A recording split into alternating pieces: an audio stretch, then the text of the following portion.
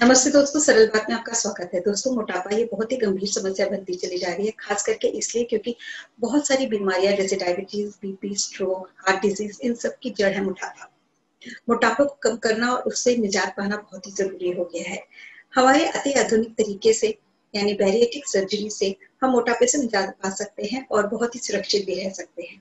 कैसे, इसके बारे में जानते हैं हमारे आज के गेस्ट डॉक्टर प्रशांत साल्वी से। डॉक्टर प्रशांत साल्वी ठाणे के प्रेस्टिजियस हॉस्पिटल जुपिटर हॉस्पिटल में कई सालों से कार्यरत है और आज की तारीख में 2000 से भी ज्यादा बैरिएट्रिक सर्जरी कर चुके हैं। डॉक्टर प्रशांत साल्वी ने बहुत सारे अवार्ड अपने नाम किए हैं। इसके अलावा obesity surgery society of India के मेंबर हैं।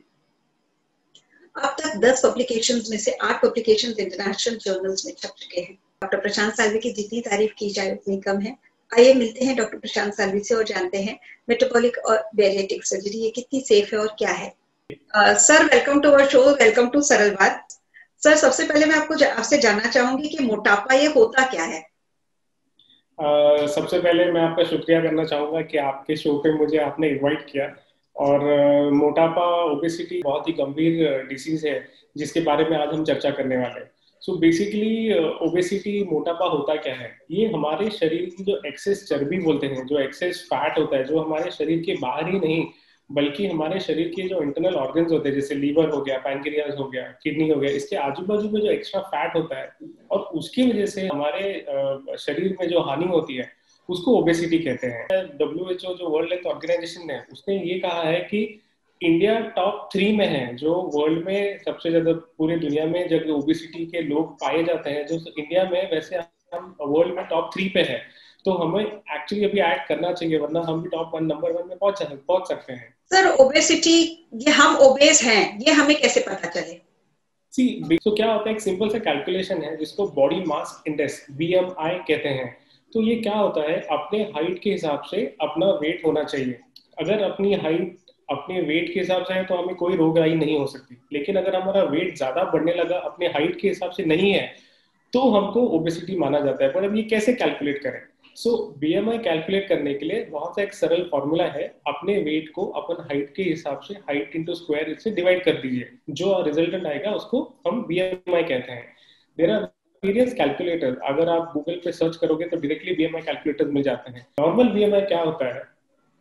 18 से लेके 25 तक जिनका BMI है वो नॉर्मल BMI है, वो ओबीस कैटेगरी में नहीं है, ना वो ओवरवेट है। 25 से लेके 30 तक के जो BMI पेशेंट्स है वो ओवरवेट कैटेगरी में आते हैं। और उसके बाद जो कैटेगरीज रहते हैं उसको ओबेसिटी क्लास 1, क्लास 2, क्लास 3 ऐसे डिवाइड किया जाता है। जो सुपर ओबीस होते हैं उनका BMI मोर देन 50 होता है। सो जब भी हम ये कैलकुलेट करते हैं, जब ये चार्ट देखते हैं, हमको समझ जाता है हम ओबेसिटी के कौन से कैटेगरी में है और हमें क्या करना चाहिए। तो इसके कॉम्प्लिकेशंस क्या हो सकते हैं एक पर्सन जो ओबेस है? तो ये जानना जरूरी है कि जो मोटापा है ये रूट कॉज है बहुत सारे कॉम्प्लिकेशंस का। जैसे अगर हम सर से शुरू करते हैं तो माइग्रेन हो गया, डिप्रेशन हो गया। बहुत सारे पेशेंट्स डिप्रेस इसलिए होते हैं ताकि वो अपने साइज के कपड़े नहीं पहन पाते, जो आम आदमी जो काम करते हैं वो नहीं कर पाते, नहीं भाग सकते, नहीं कुछ काम कर सकते, फिर एक विशियस साइकिल में फंस जाते हैं और फिर वो डिप्रेशन चालू हो जाता है। हम हार्ट की बात करें तो उनको कार्डियक रिस्क बहुत ज्यादा होते हैं, हार्ट अटैक के चांसेस ज्यादा बढ़ते हैं उनको ऑब्स्ट्रक्टिव स्लीप एपनिया होता है। जो पेशेंट रात को सो नहीं पाते ठीक से, बहुत ज्यादा खराटे लेते हैं, ओबेसिटी की वजह से फैट जब गले में ज्यादा हो तो पूरी तरह से वो सो नहीं पाते क्योंकि ऑक्सीजन की मात्रा उनमें कम हो जाती है और कार्बन डाइऑक्साइड जब हम बाहर छोड़ते हैं वो पूरी तरह से बाहर नहीं छोड़ पाते, तो उनको CO2 नार्कोसिस बोलते हैं। तो उसका टर्म होता है ऑब्स्ट्रक्टिव स्लीप एपनिया। इसकी वजह से बहुत सारे कॉम्प्लिकेशंस हो जाते हैं। नीचे आए तो जैसे डायबिटीज हो गया, diabetes is a bad complications of obesity, hypertension, knee pain, degenerative diseases, जैसे किसी को बैक पेन होता है, किसी को नी पेन होता है। स्पेशली फीमेल पेशेंट्स जो चाइल्ड बेयरिंग एज के हैं उनको पॉलीसिस्टिक ओवेरियन सिंड्रोम होता है, PCOD जिसको हम बोलते हैं। तो होता क्या है, जब वजन बढ़ जाता है तो उनकी साइकिल्स इरेगुलर हो जाती है और शादी के बाद उनको प्रेग्नेंट होने में भी काफी दिक्कतें आ जाती है। दूसरा कॉम्प्लिकेशन है नैश। जैसे हम अभी अक्सर माना जाता है कि अल्कोहल या शराब लेने से लीवर खराब होता है, बट ऐसे नहीं है। जो लोग ज्यादा मोटे होते हैं, जिनका BMI बहुत ज्यादा है, उनको भी लीवर सिरोसिस या लीवर फेलियर हो सकता है, and that is called as non alcoholic fatty liver diseases. तो ये सारे कॉम्प्लिकेशंस ओबेसिटी की वजह से है। Obesity is the root cause for all this complications. Sir, ये बैरिएट्रिक सर्जरी क्या है और ये ओबेसिटी पे कैसे हेल्प करती है? सी, पीरियाट्रिक सर्जरी एक treatment surgical weight loss option है उन पेशेंट्स के लिए जिनका वेट लॉस नहीं हुआ है, डाइट करके एक्सरसाइज करके और गोलियां लेने के बावजूद भी उनको फेलियर ही हुआ है, उनका वेट लॉस नहीं हुआ है। So bariatric surgery is a surgical option for all this patients. उनके लिए ये वेट लॉस का एक मार्ग है सर्जरी द्वारा वजन कम करने का। सर, बेरियाट्रिक सर्जरी या मेटाबॉलिक सर्जरी जो है, ये डायबिटीज, हाइपरटेंशन और दूसरी जो बीमारियां हैं, इनको कम करने में कैसे मदद करती है? सी, बेरियाट्रिक सर्जरी है, बहुत सारे टाइप्स की बेरियाट्रिक सर्जरी होती है, जैसे स्लीव गैस्ट्रेक्टमी हुई, रू एंड वाई गैस्ट्रिक बाईपास हुआ, एक एमजीबी जैसे वन एनास्टोमोसिस गैस्ट्रिक बाईपास बोलते हैं। तो ये क्या होता है, ये सर्जरिकल एस्पेक्ट हम क्या करते हैं, पेशेंट का खाना रेस्ट्रिक्ट करते हैं, प्लस हम उसको एक मैल अब्जॉर्प्शन कंपोनेंट भी ऐड करते हैं। अभी खाली हम रेस्ट्रिक्शन करें फूड का तो उसको स्लीव सर्जरी कहते हैं। इसमें क्या होता है, पेशेंट का आहार कम हो जाता है। आहार कम होने से क्या होता है, पेशेंट के कैलोरीज भी रेस्ट्रिक्ट हो जाते हैं। आइडियली हम देखा जाए तो हमको 2000 कैलोरीज पूरे दिन के लिए लगते हैं, हम हमेशा 2000 कैलोरीज के ऊपर ही लेते हैं। तो क्या होता है, जब हम आहार रेस्ट्रिक्ट करते हैं तो पेशेंट के कैलोरीज इनटेक भी कम हो जाते हैं, और इसकी वजह से जो ऑलरेडी डिपॉजिटेड फैट है बॉडी में वो यूटिलाइज होना शुरू होता है फॉर एनर्जी, एंड उसकी वजह से उनका वेट लॉस शुरू हो जाता है। प्लस जब हम मैल एब्जॉर्प्शन कंपोनेंट ऐड करते हैं, सर्जिकली हम लोग उसमें ऐड करते हैं, तो जो डाइट ले रहे हैं उसमें भी एब्जॉर्प्शन नहीं होता। तो जो बहुत ज्यादा वेट है पेशेंट का, जिनको बहुत ज्यादा हैवी डायबिटीज है, इन लोगों को मैल एब्जॉर्प्शन ऐड करने से ज्यादा फायदा होता है। ताकि क्या होता है, जब भी हम अन्न में रेस्ट्रिक्शन भी हो गया, मैल एब्जॉर्प्शन भी हो गया, तो वेट लॉस तो होना शुरू हो जाता है, but there are various hormonal changes जो बॉडी में होते हैं, उसकी वजह से उनका डायबिटीज कंट्रोल होना शुरू हो जाता है। ऑपरेशन के दूसरे ही दिन पेशेंट के शुगर लेवल्स नॉर्मल हो जाते हैं, और डिस्चार्ज के समय वो विदाउट इंसुलिन या कभी कभी विदाउट टैबलेट भी डिस्चार्ज कर सकते हैं, इतनी शुगर नॉर्मलाइज हो जाती है उनकी। सर, ये बेरियाट्रिक सर्जरी कितनी सेफ है और कितनी परमानेंट? तो दो हिस्सों में आंसर करना चाहूंगा। जैसे सेफ्टी की बात करें तो अब इन ट्रेन्ड हैंड्स अगर अच्छी ट्रेनिंग की हो तो वो सर्जन के लिए उतनी ही आसानी से वो कर सकता है जितनी आसानी से वो गॉलब्लैडर अपेंडिक्स की सर्जरीज करता है। So for patient point of view ये उतनी ही सेफ है जितनी एक गॉलब्लैडर और एक अपेंडिक्स की सर्जरी है। और हम इसको कोई बड़ा चीरा नहीं मारते, बॉडी में कोई बड़े बड़े चीरे नहीं होते, ये लैप्रोस्कोपी से दूरबीन से ही होती है। छेद होते हैं 1 सेंटीमीटर और 0.5 सेंटीमीटर से, उसी से हम बेरियाट्रिक सर्जरी कर सकते हैं। तो it is safe in good train hands.